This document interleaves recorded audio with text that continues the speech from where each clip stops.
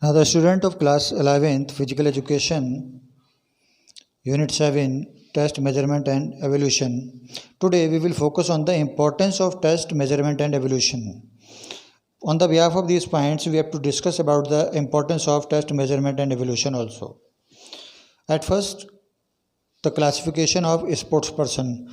Through these test measurement and evolution, we have to classify the sports persons in a particular groups, and on the behalf of that we can start the test measurement or evolution or other work also. Next one is the selection of a sports person. On the behalf of these terms, we have to select the best performer in a particular sports group or a sports persons group, and we have to choose them for the further competitions also. Next one is the testing of training effects. Testing of training effects, we have to be try to test through these three methods what are the training effects or on the individual also. Next one, the individualization of training programs. Through the test measurement and evolution, we have to be try to check the training programs, or we can conduct the different or various type of the training programs for of any individuals also. Next one, the motivational for a sports person. All programs or physical education activities that should be the motivational for the every sports person, and on the behalf of these we can create also the activity motivational also for the particular or individual sports person or particular group also. Next one, to achieve goal. Through these three events or through these three terms, test, measurement and evolution also, we can achieve our goals easily in a higher level. Next one is to study the development of a sports person.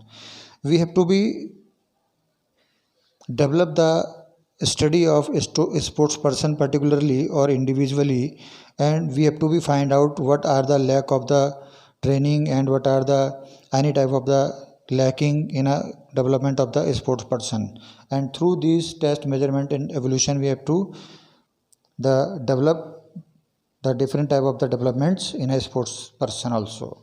Next one, to prepare a standard and or norms. On the behalf of the test measurement and evolution also, we have to be the prepare the particular standards or norms for the particular competitions or level of sports or games activity. Next one, the to predict performance potential. We have to check also the sports person ability and what is the requirement of the sports person ability for the particular or higher competitions. For on the behalf of this test measurement and evolution, we have to predict the performance of potential of a sports person. Next one is to compare and evaluate training method. We have to also find out through these methods which one or which type of the various training methods or development methods are best or good than the our sports person, and we can also try to give the best thing to our sports person also to development in the particular performance. Next one, to conduct research work also. Through the test measurement and evolution, we have to just concern and we have to just